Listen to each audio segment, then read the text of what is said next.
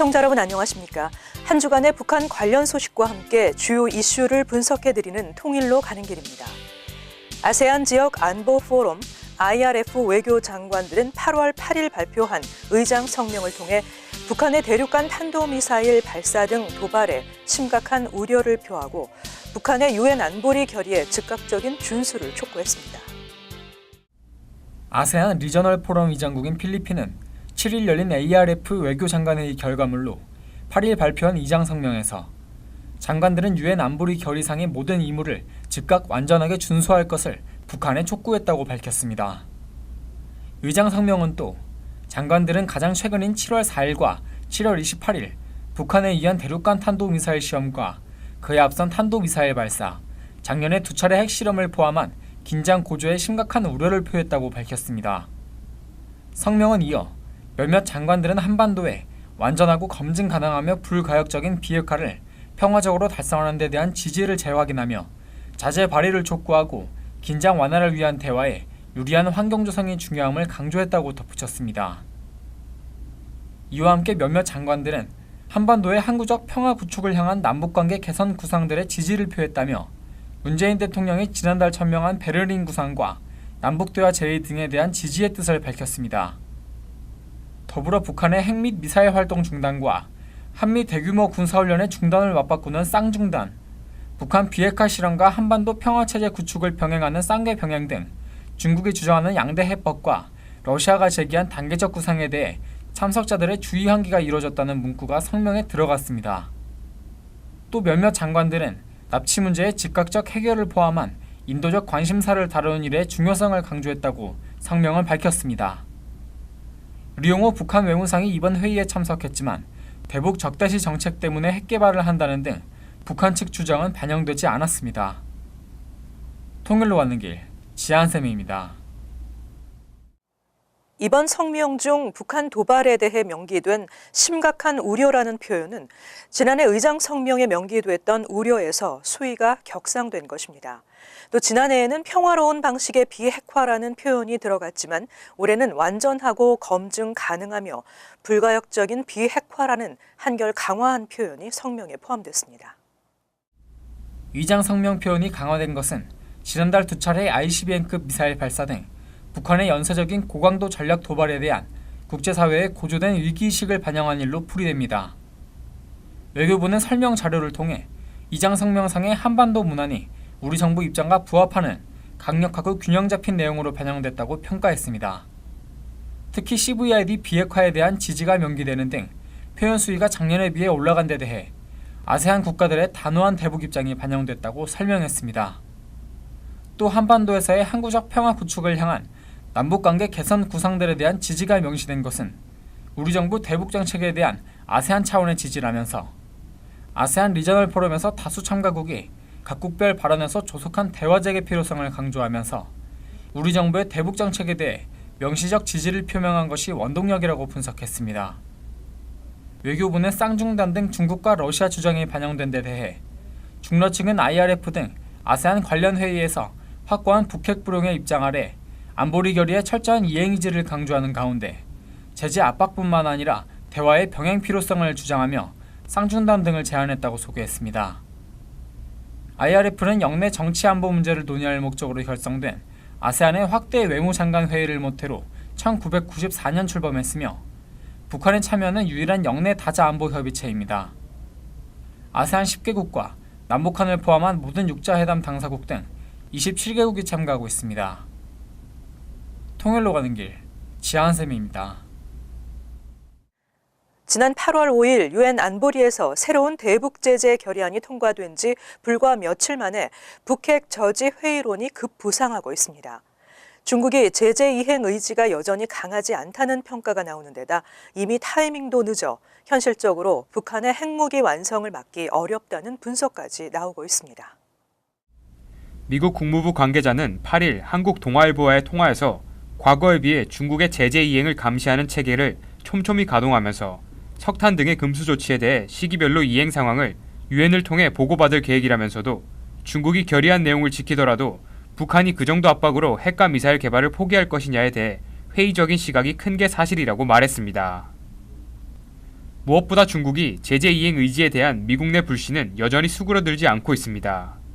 왕이 중국 외교부장은 중국과 북한 간 전통적인 경제관계를 고려하면 새 결의 집행에 따른 대부분의 대가를 중국이 지불해야 한다면서 이런 상황에도 불구하고 국제 핵 비확산 체제 수호와 지역의 평화와 안전을 위해 중국은 이전과 같이 전면적이고 엄격하게 관련 결의의 모든 내용을 이행하겠다고 밝혔습니다. 하지만 조지 W. 부시 행정부에서 국무부 차관을 지낸 니콜라스 번스 하버드대 교수는 CBS 인터뷰에서 중국 비협조로 북핵 저지를 위한 유엔 제재가 통하지 않을 것이라고 전망했습니다. 그는 북한에 대한 강력한 제재와 압박으로 북한 정권이 무너지고 난민이 발생하는 상황을 중국이 원하지 않는다는 사실은 변함없다고 강조했습니다. 원유 금수 조치가 빠져 압박의 강도가 느슨할 것이라는 우려와는 별개로 이미 타이밍이 늦었다는 분석도 나옵니다. 제임스 친 태즈메이니아대 아시아 연구소장은 월스트리트 저널과의 인터뷰에서 북한의 핵미사일 개발 속도를 감안할 때 제재가 늦은 감이 있다며 북한이 핵미사일 완성이라는 단 하나의 카드만 갖고 있으며 말이나 제재로는 마음을 바꿀 수 없다는 것을 모두가 잊고 있다고 말했습니다. 통일로 가는 길, 김지수입니다.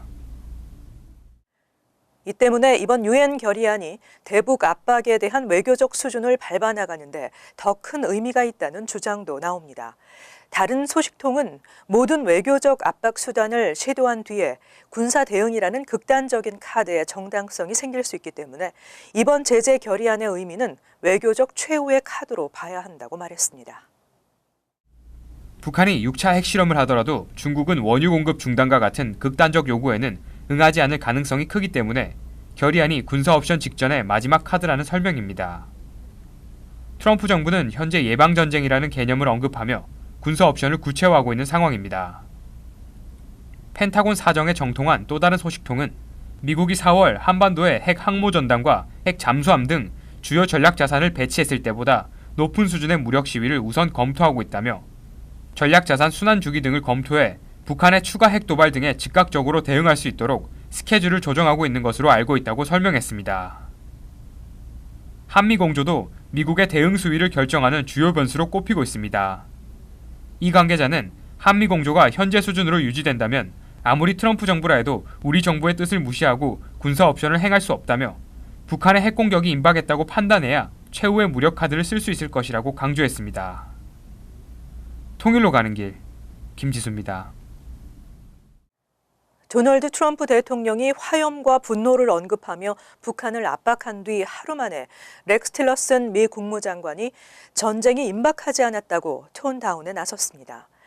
틸러슨 장관은 미국은 전쟁을 하면 어느 전쟁이든 이길 것이라고 덧붙였습니다.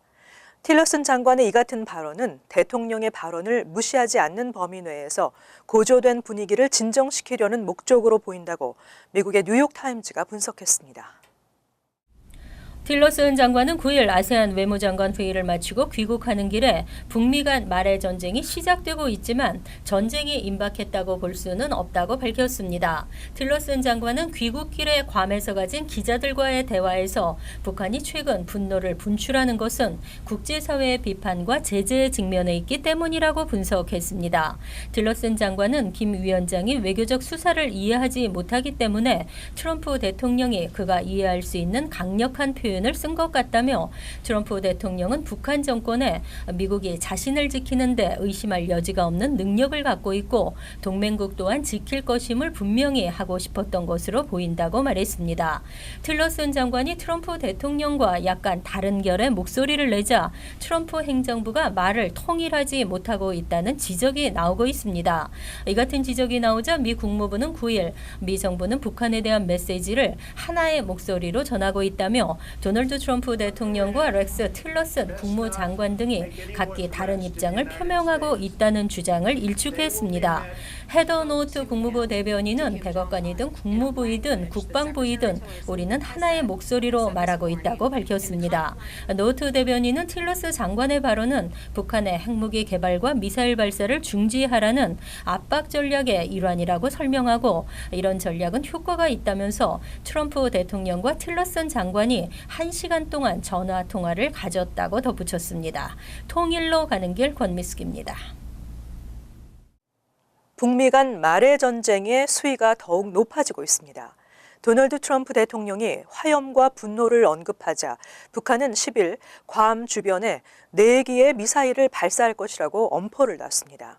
당장이라도 무력 충돌이 있을 것 같은 말들이 오가고 있지만 영국의 BBC 방송은 크게 걱정하지 않아도 된다고 진단했습니다. BBC는 미국과 북한 간의 충돌에 대해 3가지 이유를 들어 세계가 걱정할 수준은 아니라고 진단했습니다.